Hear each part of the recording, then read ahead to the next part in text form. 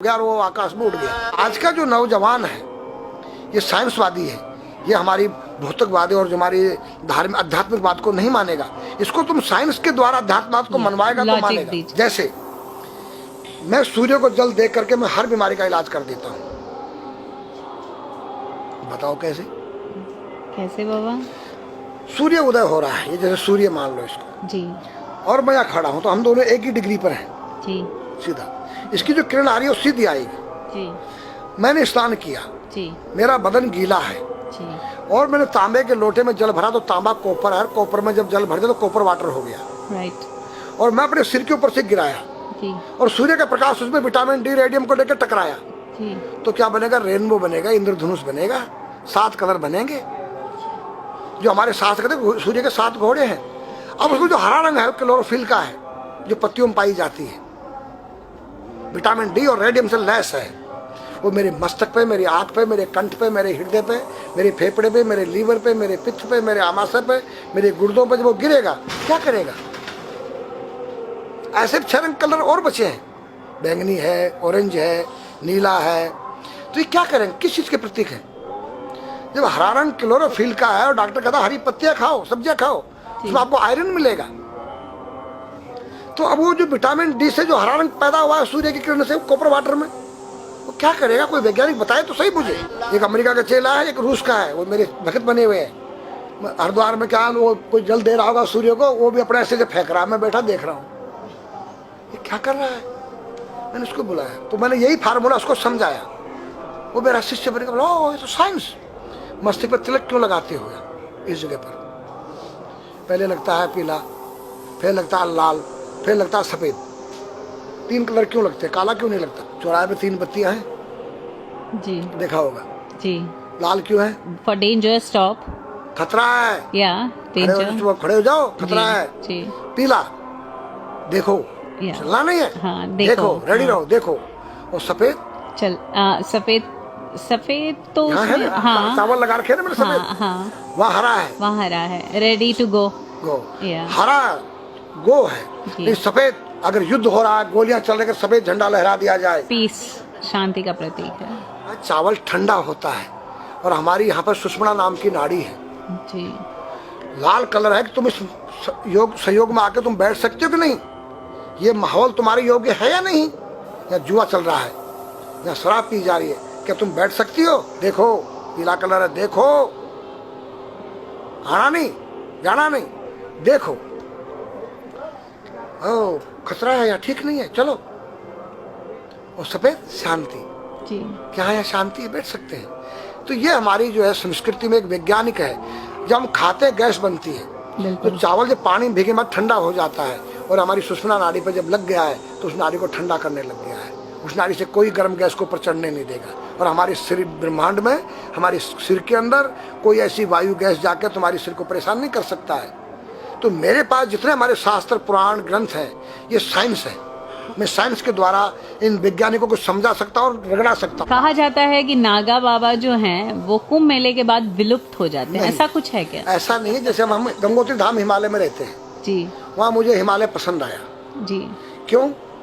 कि तुम गर्मी से बचने के लिए तुम्हारे रूम में एसी लगी है जी, ठंडा पानी पीने के लिए तुम्हारे पास कृत्रिम जो है फ्रिज लगा है जी, हवा लेने के लिए तुम्हारे को पंखे या कूलर जो है कृत्रिम लगे हैं।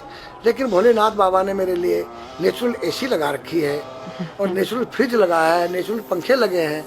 तो मैंने सब कुछ त्याग दिया। छाती में तो मैं कुछ लेके नहीं जा सकता हूँ, चाहे मेरे पास अरबों खरबों रुपया हो जी, खाऊंगा मैं उतना ही जितनी मेरी पेट के अंदर भूख है। पढ़ना लिखना ये तो सहज चातुरी, काम धैन मन बस करन गगन चढ़न मुश्किल।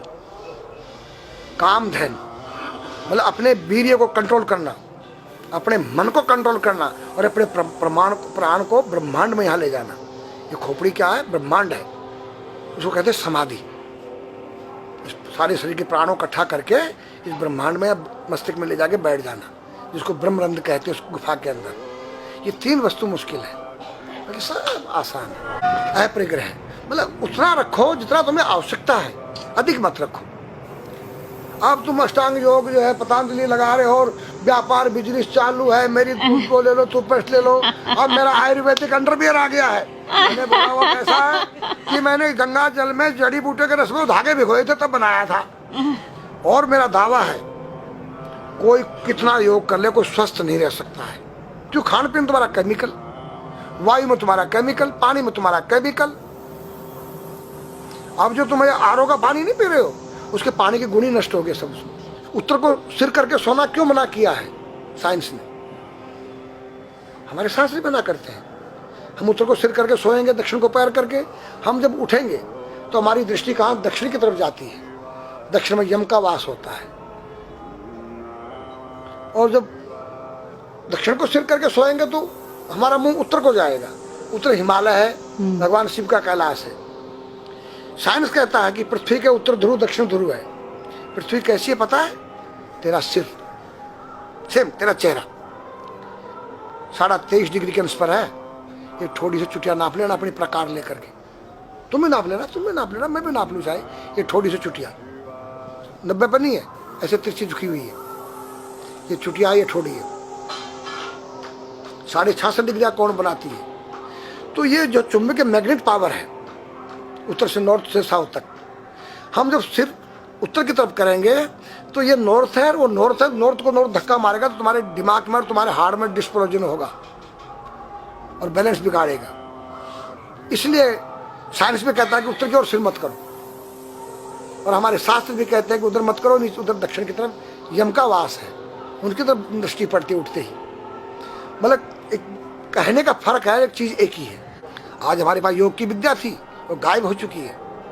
अब तो जो थोड़ा सा कोई एक चूहा था वो दुकान में गया, उसको एक हल्दी कंकर मिल गया, बोला हम पंसारी हो गया है।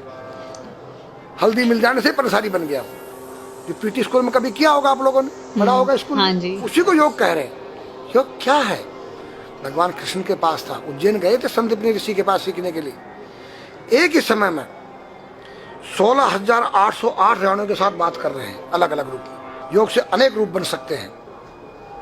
योग हनुमान जी के पास था। जब लंका में घुसे हैं तो मच्छर का रूप बनाया उन्होंने, मत्स्य के समान रूप धर कपि, मच्छर के समान। जब सीता के पास गए छोटे से बनकर तो पूछा क्या तेरे जैसे ये सब? कि हाँ। फिर तो श्रीलंका पे विजय पाना असंभव है। तो हनुमान ने पहाड़ का जैसा रूप दिखाया, हिमालय जैसा। सर्जविन करना, अपने प्राण को निकाल के मुर्दे में डाल देना, उसको प्रकाया प्रवेश कहते हैं, जो आज है ही नहीं, लुप्त हो गई। जो जानता उसने किसी को बताता नहीं।